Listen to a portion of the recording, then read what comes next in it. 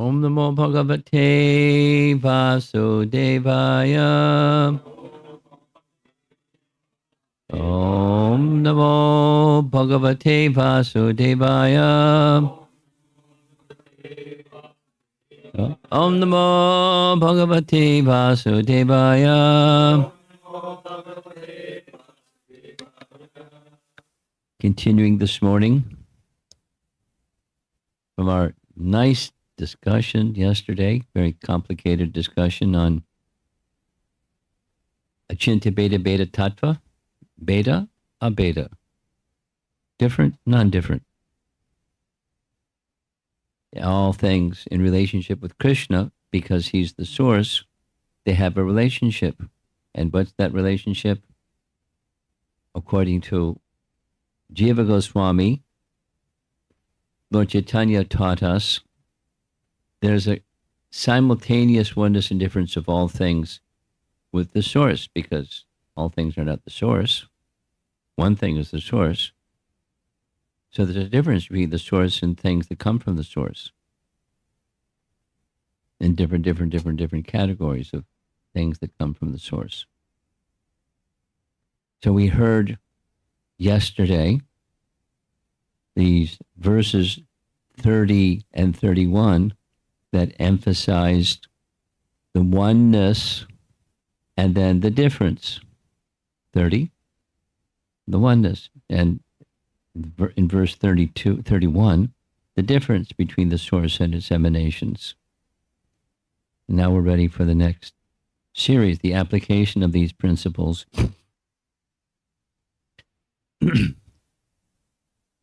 Vishnu's Yoga Nidra, or mystic slumber, Yoga Nidra. So he doesn't sleep, but he is Yoga Nidra, sleeping but not sleeping. Now this is an application point, that there's oneness and difference, and here's an application of the oneness and difference. Here's text 32, here's the translation. Oh, my Lord, O Supreme Personality of Godhead, after the annihilation, the creative energy is kept in you. The creative energy, the energy of creation, the material energy, the energy of creation, the creative energy is kept in you, so he withdraws that energy within him. It's his energy sometimes, and sometimes, who appear to sleep with half-closed eyes. Actually, however, you do not sleep like an ordinary human being, for you are always in a transcendental stage beyond the creation of the material world, and you always feel transcendental bliss as Karanadakshayi Vishnu. So this is a feature. This is Prahlad speaking to Nrsimha Deva. And he's speaking of Nrsimha Deva like one might speak of Krishna, because an expansion of Krishna is Karanadakshayi Vishnu.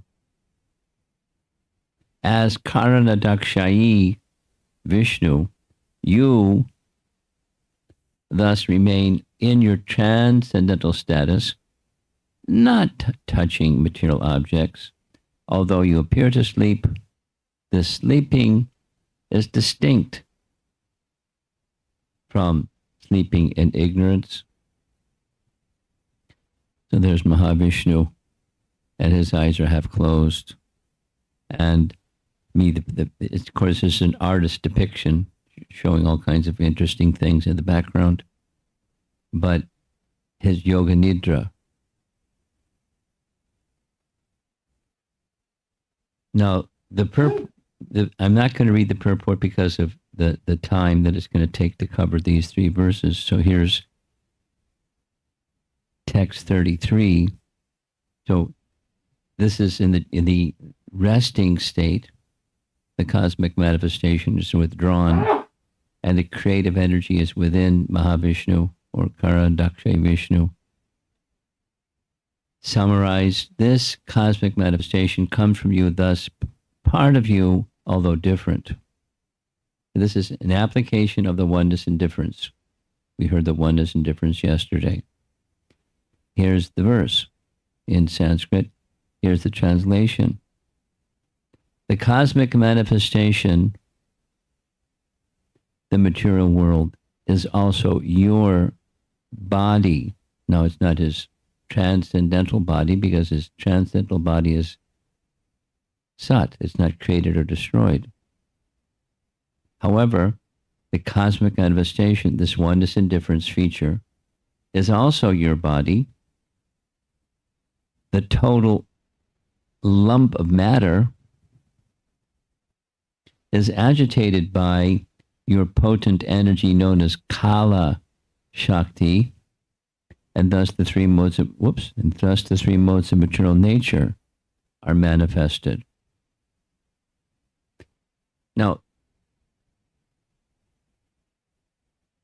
this is Canto 7, Chapter 9. Going back and back, Canto 2 and Canto 3 both have a rather slow motion description of the unfolding of creation. And this is not with all that slow motion and all the detail. However, in a high level, it's reiterating the same principles that are found in detail in Cantos 2 and 3, the process of creation. So, in the process of creation, there's the cycles of time, past, present, and future time. In the spiritual world, there's no past, present, or future time. It's all eternal time.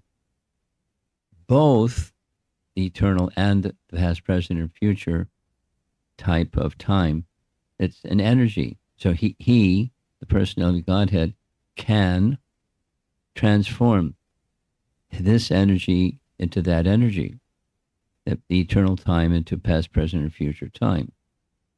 No problem for him. Just press the button and the transformation takes place. He doesn't even have to press a button. It's just Icha, his desires, and Satya Sankalpa Shakti. We heard this term yesterday. Things manifest by his Sankalpa. Satya Sankalpa. So that's his spiritual potency. And by his spiritual potency, the eternal time manifests creation. And as it manifests creation, or in the process of manifesting creation, the past, present, or future the eternal time transforms into this one that we know, the time that it is needed for creation. For creation, you have to have past, present, future, including annihilation. That's the future, and the current, and then it's and so forth. So, Prakriti, this total lump of matter, Prakriti, is inanimate, and it appears to be animated by the force of two things, the living entities and the time energy. So during cosmic annihilation, the total material energy is withdrawn, and the living entities are withdrawn, which means, the forms of the forms are no longer manifest, but the living entity is eternally existing. And where? Existing within the body of the Supreme Lord, Mahavishnu, Karnadaksha Vishnu. So back to the verse, Prahlad's high-level teaching about creation, and how he is the different and non-different from all things that come from him.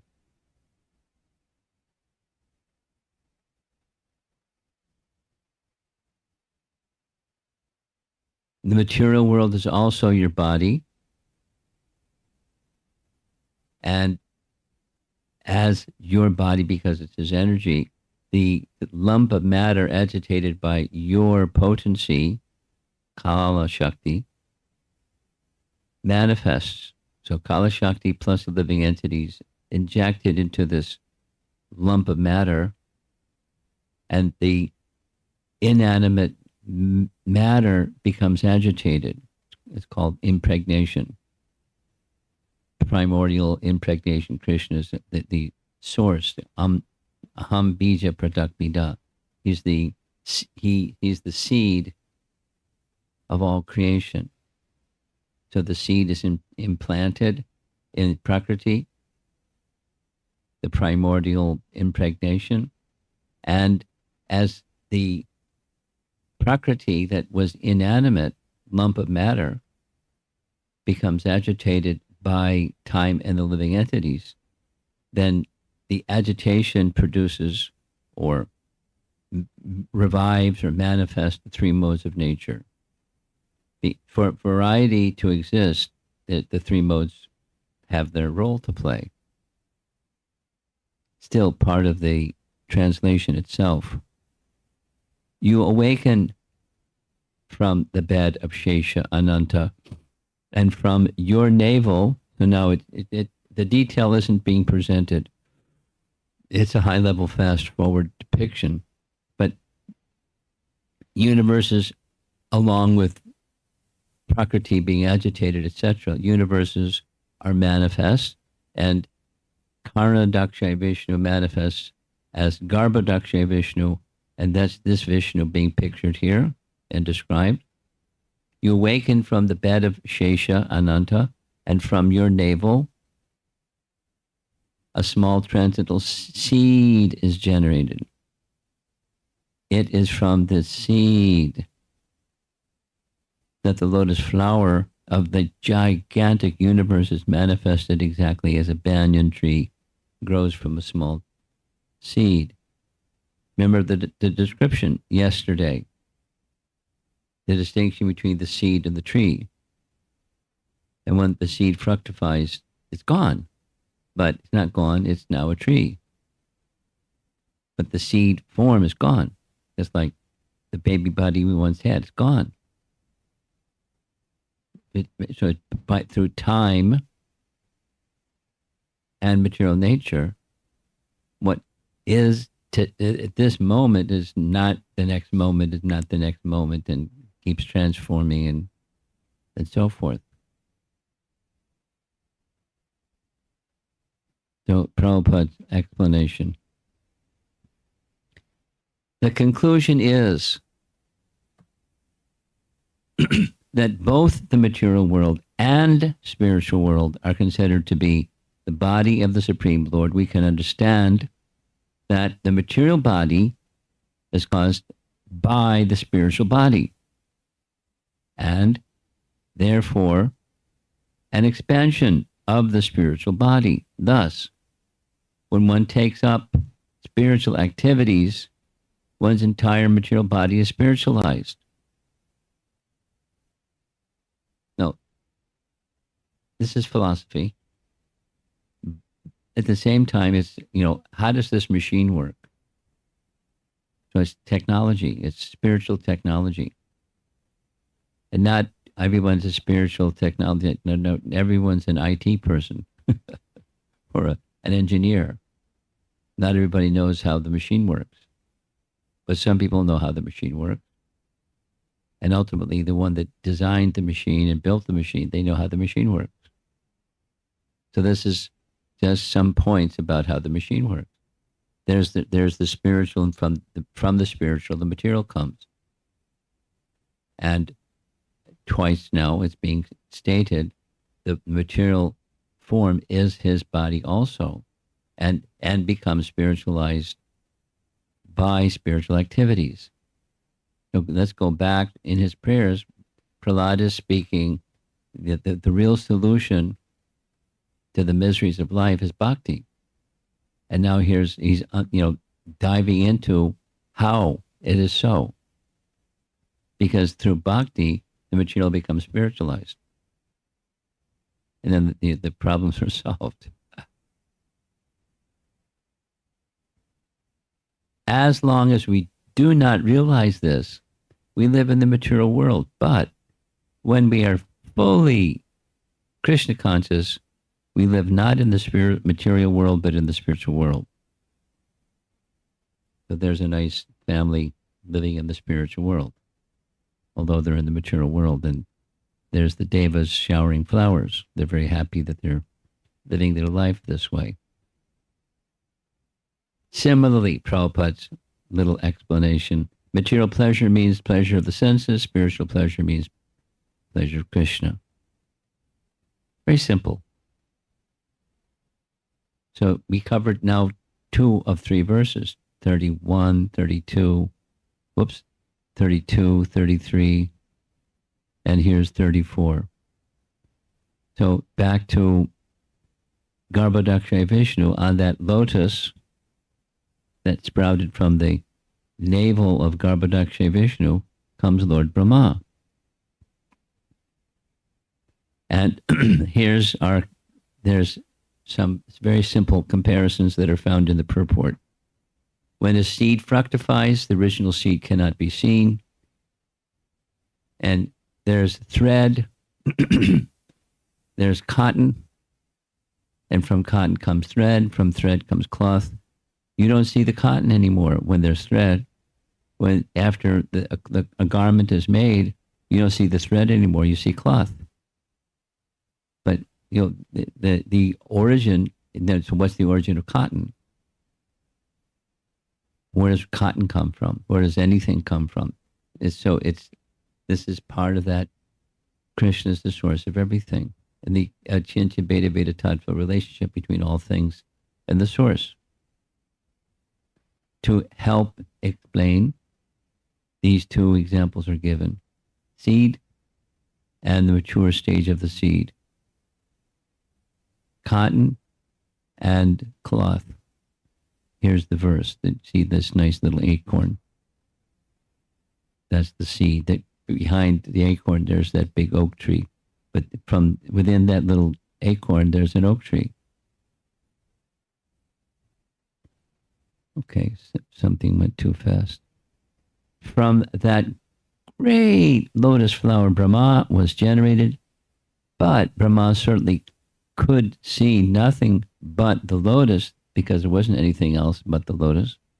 Therefore, thinking you to be outside, Brahma dove into the water and attempted to find the source of the lotus for 100 years. Now, commonly, the duration of time that Brahma searched to find his origin is not identified, but here it's 100 years.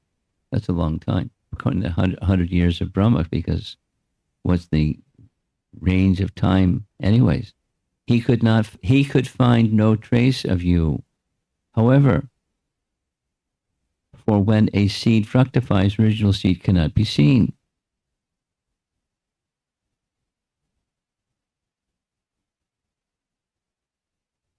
Purport to explain what's been said. When cotton is transformed into thread, the cotton is no longer visible. And when the thread is woven into cloth, the thread is no longer visible.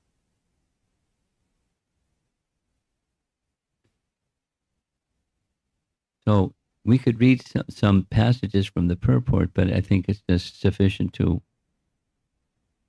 try to understand what's being conveyed. Step back a little bit.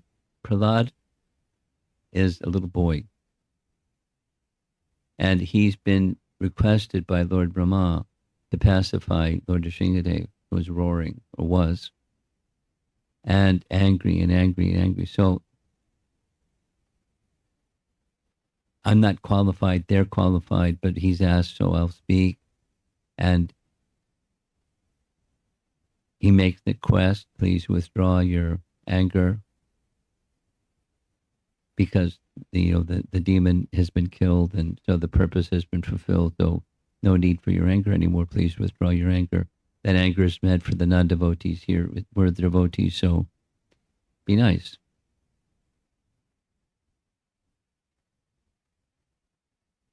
Then he moves into and saying, bhakti is the means for perfection and mitigation of the distresses of life, and this doesn't work. The other So many nice things he said, rather than repeat all the nice things he said. And now he's going to give a philosophical present. He is giving a philosophical presentation on, normally one cannot see you, although you're all pervasive. You're present everywhere. Because that's one of the things that he said to Hiranyakashipu. Where is Vishnu? He's everywhere. And there's different ways that one can think of he's everywhere. Here's one. As the manifestation of Shiradakshay Vishnu, Vishnu, is everywhere. He's within everything, as we heard, within everything and outside of everything. Bhagavad Gita, chapter 9, 4 and 5, text 4 and 5. He's within everything and outside of everything. He's not within everything. Everything is within me, but not within me, and so forth. It sounds like double talk, but it's a matter of understanding the position of the all-pervasiveness. There's super soul. There's another feature of the Supreme. That's the Brahma Jyoti, the spiritual rays from the body of the Supreme Lord. The energy itself. So there's three ways, for starters, how the Lord is everywhere.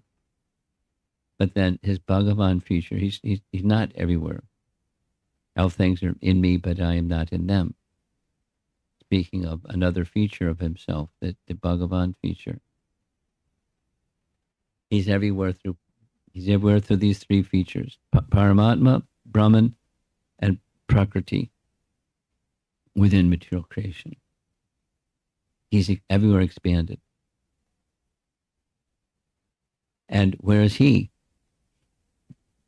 Well, these examples are given, that the seed, once it fructifies, is no longer visible. The thread that made the cloth, or the cotton that made the thread, is no longer visible. That doesn't mean it's not present. It's present. Or the other example, fire and wood. These are nice examples to help understand the teaching. Now, how important is all this? Anyways, it's a philosophical or a ontological description of devotional service. Supposing you don't know all this stuff, can you engage in devotional service anyway? Yes. But supposing there's somebody that's very advanced in speculative knowledge, and they challenge you. On what basis are you saying God is everywhere, and you can, like Hiranyakashipu was challenging Prahlada? He has the answer. And it's not necessary, but it's helpful for conviction. Because Sambandha Gyan, Abhideya Gyan, Prayojana Gyan, there's a sequence. And within the Bhagavatam, it's not in the Bhagavatam because it's silly, it's in the Bhagavatam because it's part of the absolute truth. So it's good for us to hear and make our best attempt to understand, although recognizing understanding it is made possible through the medium of bhakti, through the medium of bhakti, not the other way around. Not that if you understand all this stuff, then you can do bhakti. And if you don't understand all this stuff, then you're in the doghouse. Not the right understanding. But behind bhakti, there's tattva, Krishna tattva, and the Shakti tattva, and all kinds of truths, and that's in the Bhagavatam. So somebody comes along that's a jnani and says it's all one. It's part of the experience, as you were bringing up yesterday, part of the experience of those that are interacting with younger generation persons. They've heard impersonalism, and they haven't heard impersonalism. And some have listened to it carefully, and they kind of chewed on it long enough. It's in their system. They've digested it. It's impersonalism. And, they may not live it, but they love it. And if somebody talks about a personal feature, etc., they've got their flashcard. They've got their understanding of impersonalism, and therefore this has no standing. Or it's for weak-minded people that are sentimentalists. It has no real standing. And they some persons, not all persons, but some persons have heard, and they bought into the paradigm. If there's some spirituality and there's some seriousness, commonly that's the message that's been heard. And so we're looking for people that are serious, and we're going to meet people that have heard and have bought into it. So what's our answer?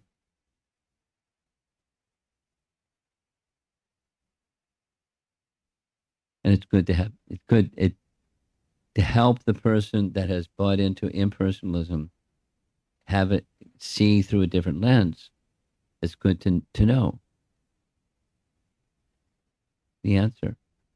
So here we are. I mean, Prahlada is not encountering and debunking impersonalism. There's the oneness, and there's the difference. He's giving the Bhagavad Dharma, or he's giving Chaitanya Mahaprabhu's oneness and difference position, and then the application of that oneness and difference position in terms of everything that exists. Tattva. And he Prahlad, he lives his life this way. And following Bhakta Prahlad, we can also carry out our life in the same way, at least in principle. And as bhakti matures, we can start to understand the inconceivableness of the reality of the non-difference and difference simultaneously.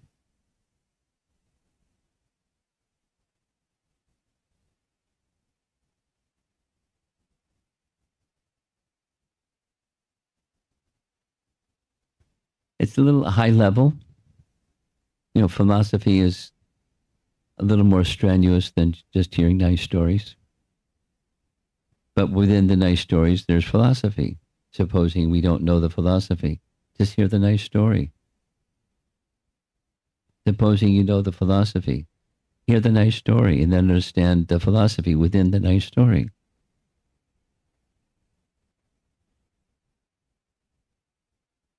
And with the assistance of acharyas that explain the philosophy within the story.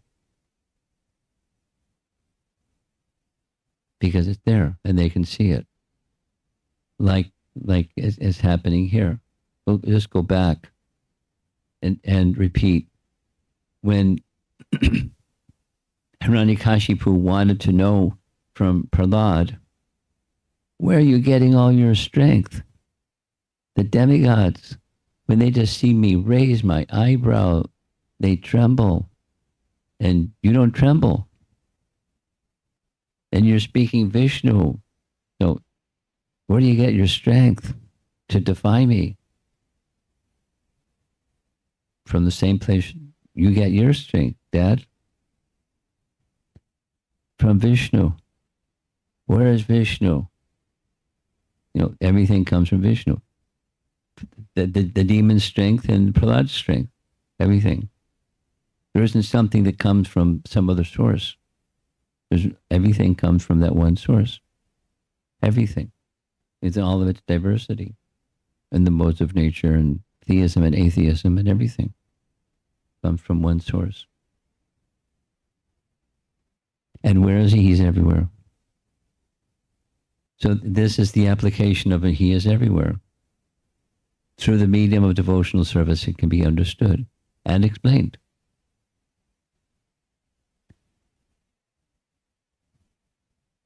And then Dadami Bodhi Yogam Tam Yena Mamopi. Krishna gives the intelligence by which one can come to him, and one can understand how devotional service works. Something that is considered otherwise material becomes spiritual. Or that the material manifestation is also the body of the Supreme Lord.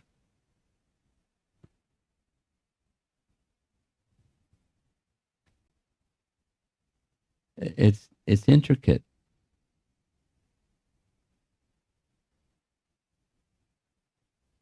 Here's a nice topic, and I'm just end with this.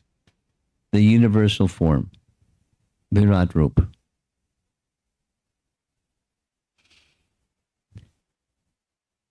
Those who read Bhagavatam carefully will suddenly, or at least somehow slowly, get an understanding that there are many descriptions, many different descriptions of the universal form. We're accustomed to that description in chapter 11 Bhagavad Gita. That's the universal form. Arjuna wants, Krishna shows. Universal form and then the description. This is what he sees. Then Canto 2, Chapter 1. The description of the universal form is very different. But it's the universal form. And then later, I think it's Chapter 7, there's another description of Canto 2, another description of universal form. It's very different than the other two. So how many universal forms are there? There's one universal form, but it's very diverse. And through this lens, you see this, and through that lens, you see that. But the universal form is very diverse. It's one universal form. And it's a form of the Lord. And then comes this, now you see it, now you don't talk. It's not really the form of the Lord, but it is a form of the Lord. You know what I mean? You've ever scratched your head on that one?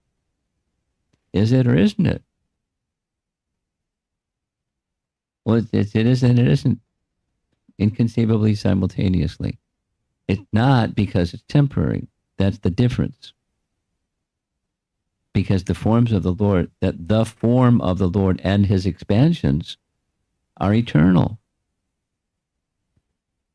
And that's another mystery. How can expansion be eternal? Expansion sounds like it was created. Once upon a time, there wasn't an expansion, and then Krishna looked at his watch and thought, you know what? I think I'd like an expansion. Boop. And then there was an expansion. Not like that. There's expansions that are also eternal, co-eternal, like living entities, co-eternal. As eternal as Krishna is eternal, living entities are eternal. And yet the language, because it's the limitations of language, the language says the living entities, Mame Vangsa Jiva Loke Jiva Bhuta Sanatana. Living entities are his expansions. But it's not like once upon a time there weren't expansions. So similarly, it's not that once upon a time there was not a material energy. So it can be manifest and withdrawn, and then manifest again and then withdrawn, and then endlessly manifest again and withdrawn. But it's his form of the material world, the material creation is as spiritual as the spiritual creation, or the spiritual realm. But sometimes and sometimes. And that's not a feature of the spiritual realm, it's always. the one same message just spoken yesterday. The Upanishadic language, much of the Upanishadic language, is read from the perspective of, because it's taught by Shankaracharya, and he beat the drum and blared the trumpet. It's oneness. This Shruti mantra, that Shruti mantra, the other Shruti mantra. It's oneness, it's oneness, it's oneness, it's oneness, it's oneness. And however, the very same Shruti mantra can be read different. And it depends on what school you're from. If you're from the Shankara school, it's oneness. And then you're from the Vaishnava school, it's difference, or it's simultaneously oneness and difference, or it's attributes within the oneness, or different Vaishnava perspectives. But it's the same Shruti mantras. It's the same, I call it Upanishadic double talk. I mean, Ish Upanishad. I'm within everything and outside of everything. Behold my mystic opulence. We can be in the room or outside the room. We can't be both inside the room and outside the room simultaneously. We can't do that. But Krishna can do that. I'm within everything and outside of everything. And not within everything.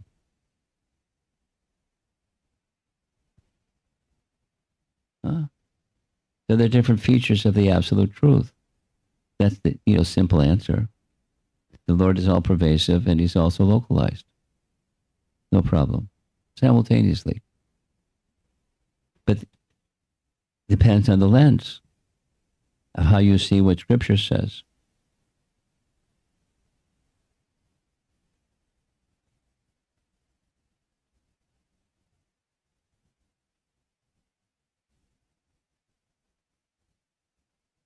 Therefore, the Bhagavatam is sublime because as we were using the language yesterday,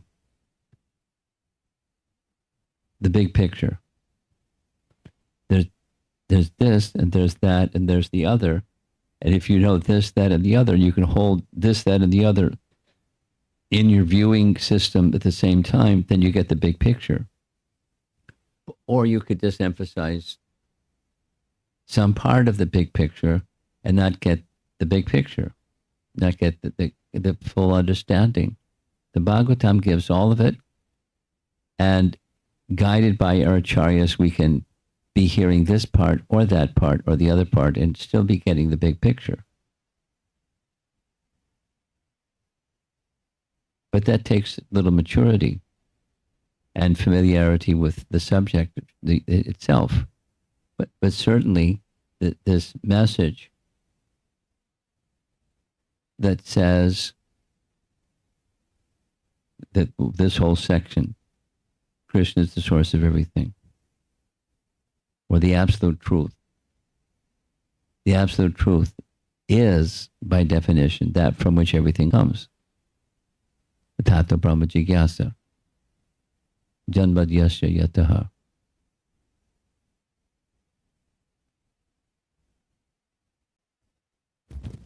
And then the Bhagavatam is a commentary on Vedanta Sutra.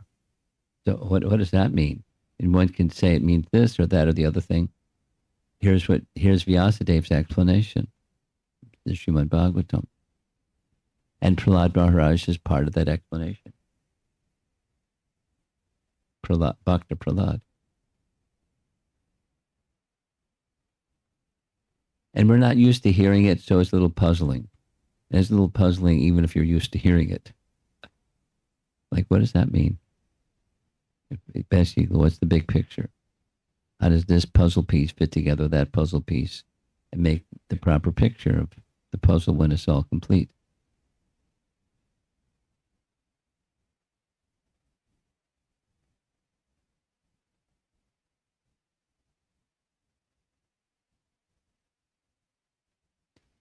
So for the evening class, we're going to move on to the next section. And those persons that missed this section, they'll have to listen to the recording or something. Because otherwise, it does flow from one thing to the next thing. This is foundational. And then from the foundation, then there's more, and there's going to be more. He's a little boy, but he's, super advanced philosopher.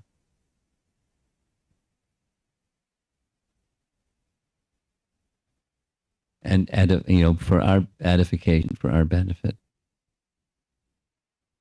Pure devotee, Prahlada. Let's see if there's some discussion.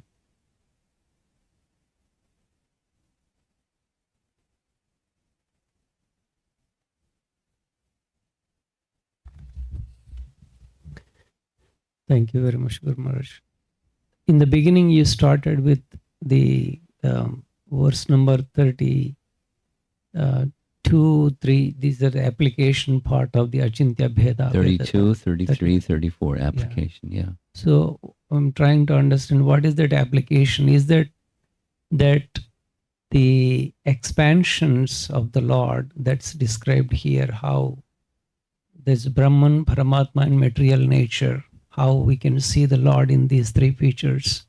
I mean, that's a byproduct, but the essence, the application is, the principle is one simultaneous oneness and difference. And the application is,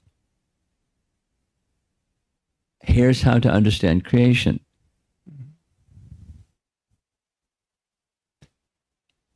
He's speaking to Lord Nrsimha Deva. It's not Krishna, but it's okay. He's speaking to Lord Nrsimha Deva. You are the source of everything.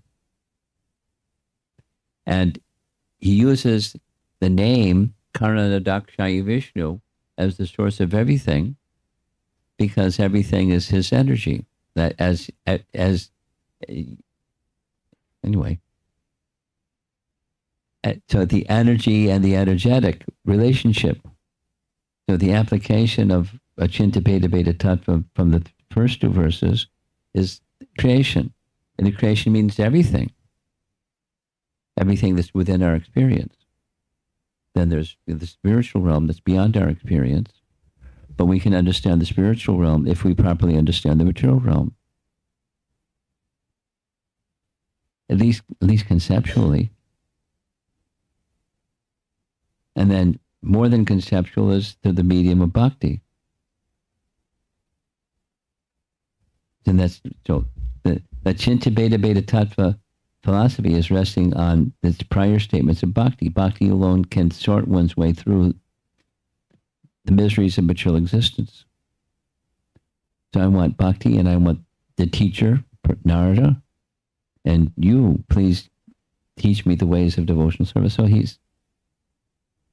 that's the application, the creation, the process of creation.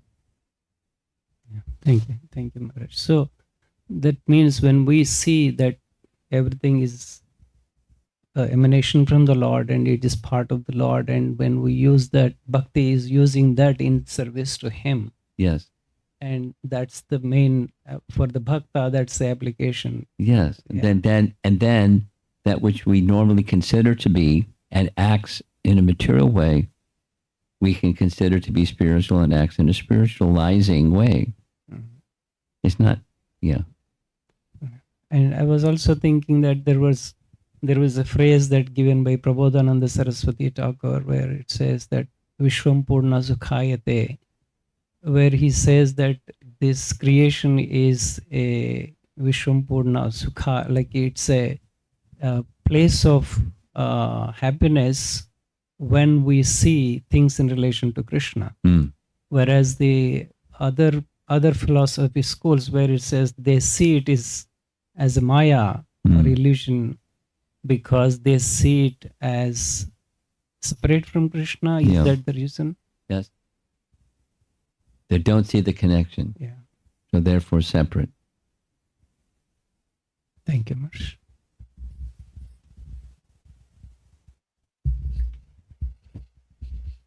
Hare Krishna, Guru Maharaj.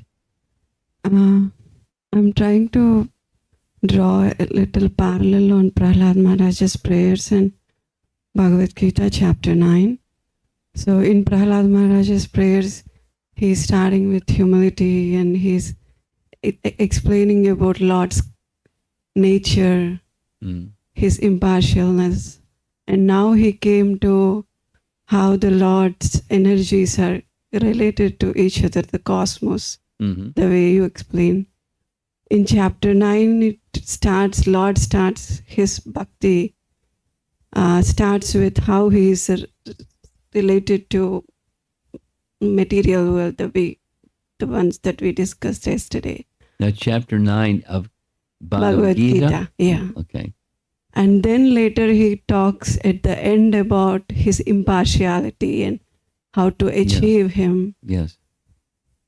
So maybe at the end you were explaining in the class, bigger picture of it. So many things are, if we understand these, do we have to understand some things in a sequence so that our purification will be faster, or it's just the way we understand?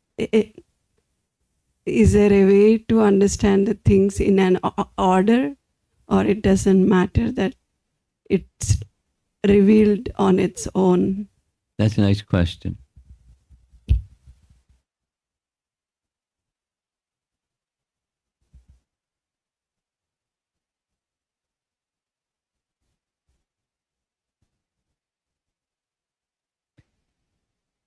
Two things. Commonly, Prabhupada speaks of God realization as being like the rising of the sun. And the like the rising of the sun specifically is gradual. Now, the rising of the sun does have a sequence, which is what your question is, along with how long it takes, or however much time. It's gradual, and every day. It's a sequence. It's the same sequence.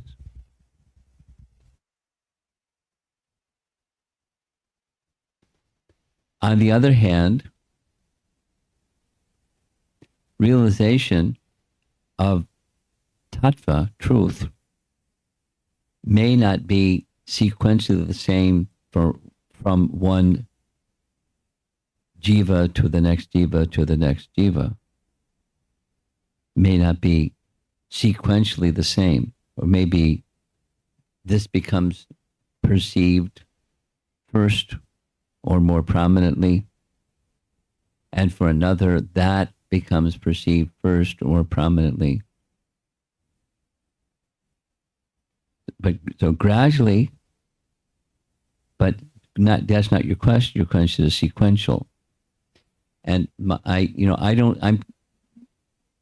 can't think of any statement that says mandatory is sequential. I can't think of any scriptural reference that says that.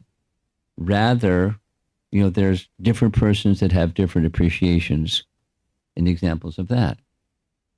So there's revelation seems as, yes, gradual, but not necessarily sequential. This may be realized more prominently for this person, and that may be more prominently realized for that person sequentially. But eventually the whole picture fills in. Okay.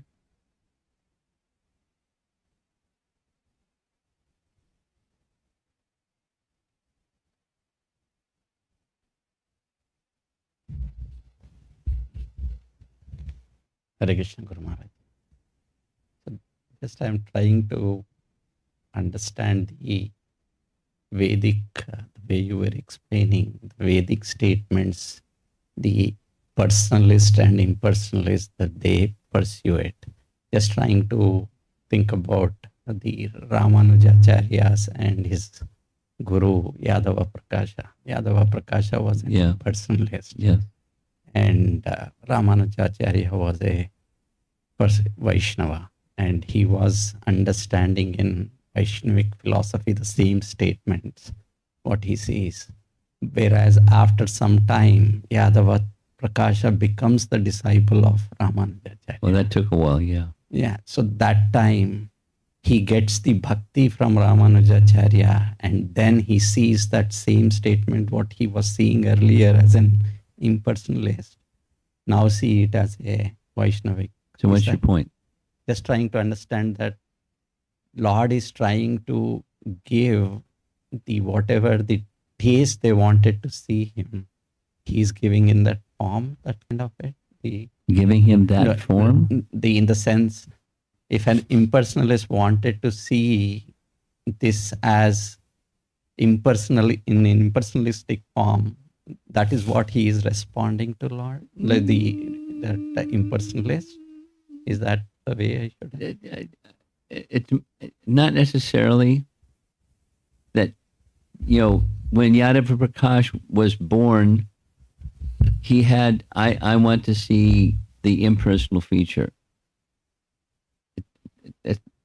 That's not, I don't think that's the correct assumption. The correct assumption is he was born at a period of time, like, you were born and I was born and each of us were born at a time when where we were born, this was prominent, that was prominent, something else was prominent based upon where we were born, and may have something to do where we're born, something in the past, etc., etc. But Yadava Prakash was not like, I want to see that form. He was impacted by a predominant view, just like the example that you gave, the impersonalist, that student that he just grew up with. That's all he had. So he knows what was given to him, and then this is new. So it's not in response to your question, it doesn't mean Yadava Prakash had a predisposition, therefore he got what he wanted. Rather, he's a product of his times, and as it was, Shankara's teaching was very prominent. Like, before Shankaracharya, the teachings of Shankaracharya weren't prominent, and Buddhism was prominent, but he responded to Buddhism. And it was, very powerful, etc., etc., etc. And that carried, weight over a long period of time. And then Vaishnavas came along, and they have different ways of responding to Shankaracharya's teachings. So the 4 lines of disciplic succession, they responded this way, that way, the other way. So my answer to your question is, I don't think there's a correct understanding that there was a predisposition, and therefore Yadava Prakash got what he got.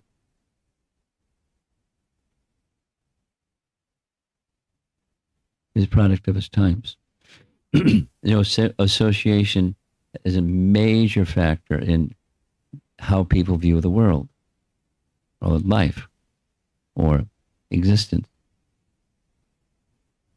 Association is very important. Therefore, the propagation of Krishna consciousness is most important. Why? Same principle. Because people are at ignorance, and how much of the light are they going to get? It's not that there's a predisposition that I want 5% light, please. It's what's going on at the time. We're a product of our times. In Kali Yuga, the time is dark, and so people are in darkness, and it's not easy to help people come to the light. That's okay. We will do it anyways. Okay? Yeah. Krishna Maharaj, that we hear about advanced devotees see Krishna everywhere. So could you elaborate their experience? How do they see Krishna everywhere? Well, it depends on the person.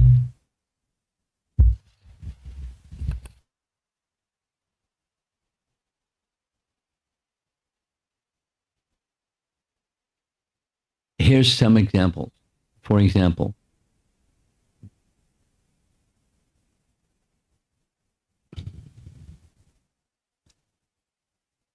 if someone is a very simple individual and they can understand and therefore see God everywhere in the form of light and water and rain and and food and that we're maintained. Where does it come from? So the opulences of the absolute, for example, the whole chapter dedicated. So one can see the opulence, and then in the opulence, I am this, I am that, and so they can see God everywhere. No, resting upon what? Knowledge, resting upon bhakti. And then there's higher stages, and higher stages, and higher stages. Let's take Chaitanya Mahaprabhu and his exhibition of ecstatic love. He literally saw Krishna everywhere. By Premanjana Churita Bhakti Vilochanena. So there's gradations, in short. To see God everywhere means different things, depending upon the individual. The grace of God. You have something, yeah?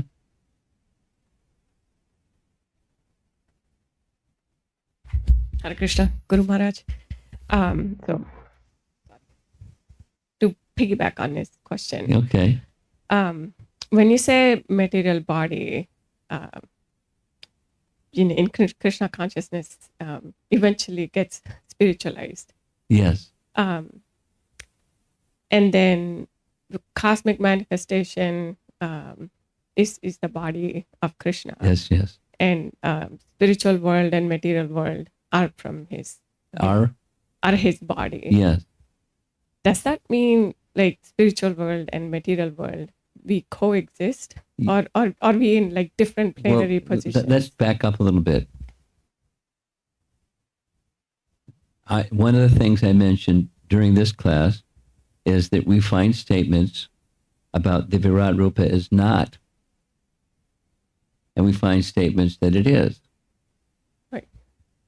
Simultaneously, it is, the absolute nature of the form of Krishna holding, two-armed form of Krishna holding his flute, the eternal form of Krishna.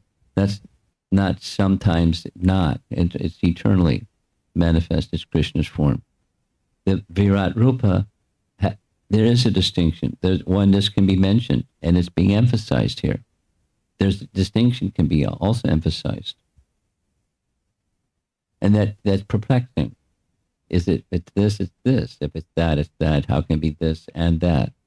It's perplexing. So it's important to keep that distinction in mind when, go back to your question. The Virat Rupa is connected to Krishna and therefore spiritual. However, we may see it otherwise. We don't. When Arjuna requested Krishna to display the universal form, in reciprocation with his devotee, Krishna showed the universal form. Now, what was going on the battlefield? Was everyone seeing that? This is before the battle happened. Did everyone see the universal form and go, "Whoa"? No. No. Yeah. But Krishna gave the eyes to him to see. And then Sanjaya is over there, in a tent, describing, because he had television, spiritual television, he could see what's going on the battlefield, although he was far away from the battlefield. So he was gifted by Vyas to also see. And he described to Dhritarashtra what he saw. What Arjuna saw. He saw. Sanjaya saw what Arjuna saw. You're looking surprised. He's describing it. Sanjaya is describing the whole thing. Yeah, I always wondered how that was possible for Sanjaya But actually. Then I'm just hovering a little bit on the topic of spiritual but not spiritual. Yeah. An eternal form but not an eternal form. It's a temporary form. Now you see it, now you don't. Anyway, I'm focusing on one part of your question, which isn't the whole essence of your question, but it's good to understand, because we heard it twice in these series of verses and purports, that the cosmic manifestation, the cosmic energy, that was the language that was used, is spiritual as the spiritual energy that makes up the spiritual world.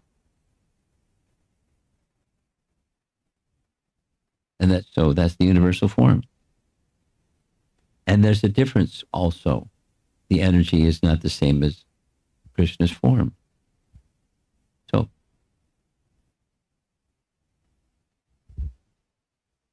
I don't know if I've hit on the thread of your question. If I haven't, state the question again. My question was whether spiritual world and material world, they coexist? Yes and no, because the spiritual world is eternally manifest and the material world is temporarily manifest. But within Krishna is everything. Yeah. So it coexists in an unmanifest state and then becomes manifest. It coexists in an unmanifest state. Okay. And then becomes manifest. Okay. Everything is within Krishna. That's the oneness. But, is it eternal? It's not eternally manifest. It's eternally situated. But sometimes and sometimes not. Okay. So it's not something that, we're on a different, planes. Everything just one more time, the absolute truth is that from which everything comes. So within that absolute truth, Krishna, the material, the cosmic manifestation, the cosmic energy and the cosmic manifestation are within him, but not, time is separating. Well, wait a minute. I thought in the spiritual world, time is eternal. Right. Isn't time eternal? Is time eternal or not eternal? Time is eternal. But then how can there be cosmic manifestation within Krishna in eternal time? Is it, because that's your question, is it eternal manifest? Is it eternally existing? Yes. But similarly, time is eternal, and there's past, present, or future time, which facilitates creation.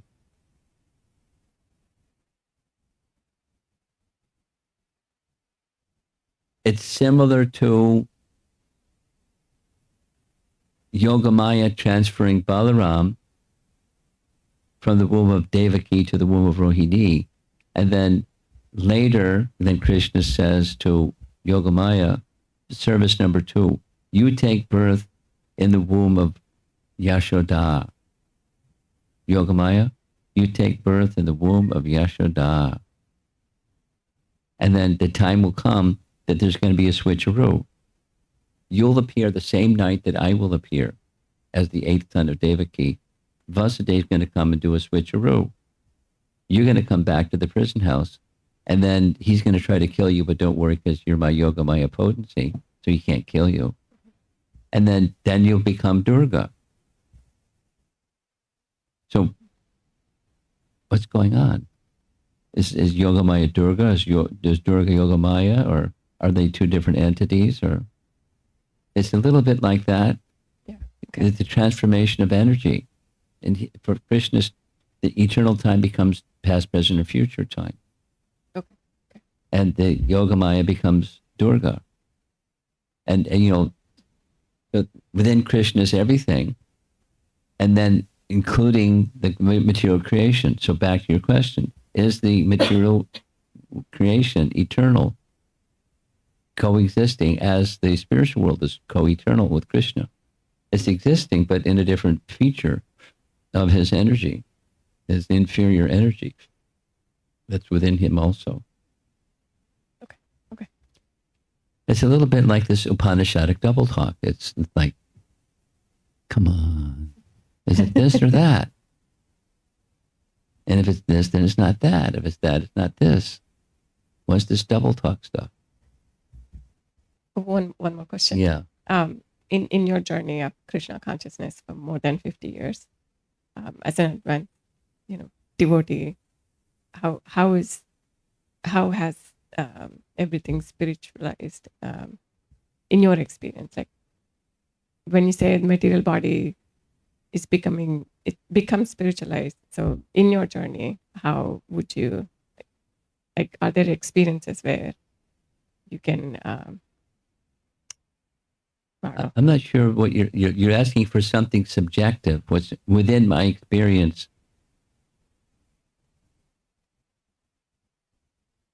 In simple, Prabhupada would say, these Western boys and girls, and it wasn't just Western boys and girls, but in that circumstance, these Western boys and girls, their lives were filled with, things that they're not doing now. And they weren't engaged in Krishna service, and now they're only engaged in Krishna service. So that's transformation. Material becomes spiritual. And as in my experience, material became spiritual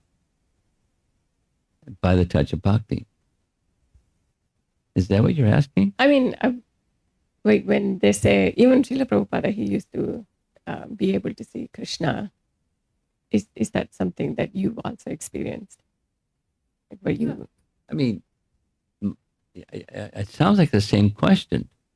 My life was not spiritual, and became by contact with devotional service through the medium of Srila Prabhupada, the material became spiritual. Okay. And within my experience, yes. So it's not like I'm a different person. I'm the same spirit soul. But the coverings are certainly different. What the mind and the body and the senses were doing during some period of time is been changed by contact with bhakti. Okay.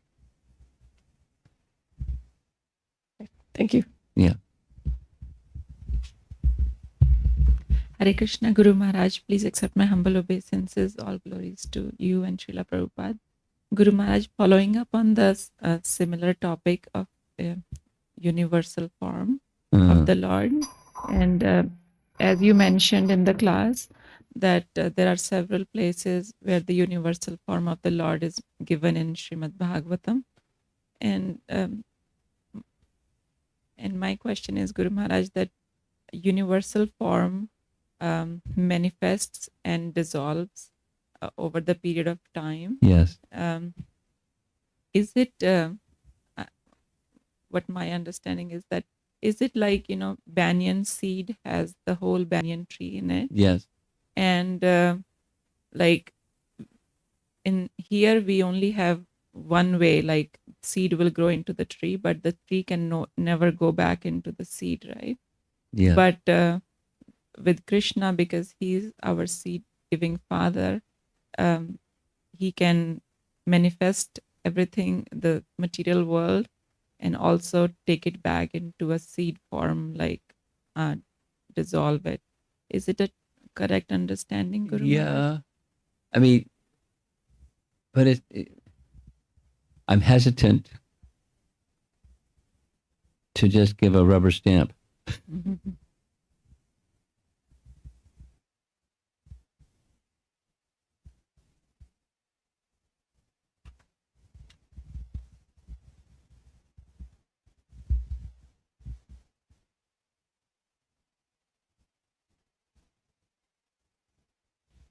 I mean, yes, with no rubber stamp to this one. Yes, part of the omnipotency of Krishna is he can manifest seeds that become banyan trees and then withdraw both the banyan tree and the seed, and then manifest trees and banyan seeds, because Everything that exists is within him. And at his will, such as Sankalpa Shakti, from the phrase the other day, it's in his capacity to manifest anything at will, no problem.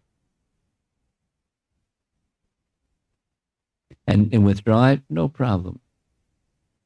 And he still remains the same, no problem. That's the nature of the absolute truth.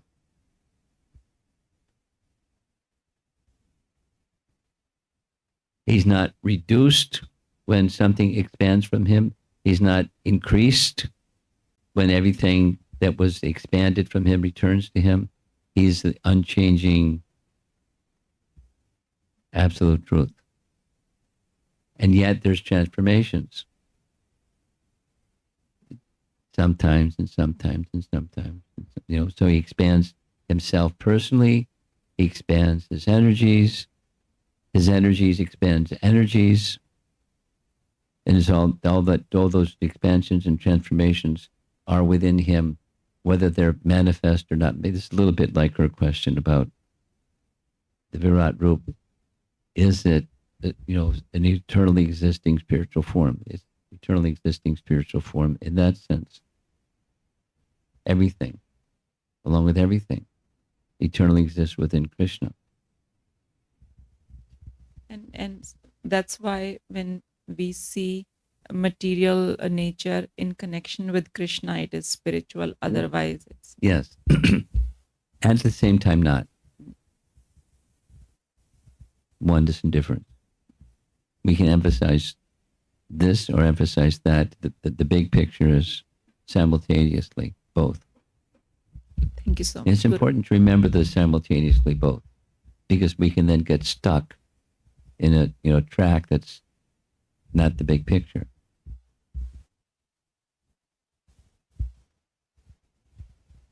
Okay. Looks like we're done. See the Prabhu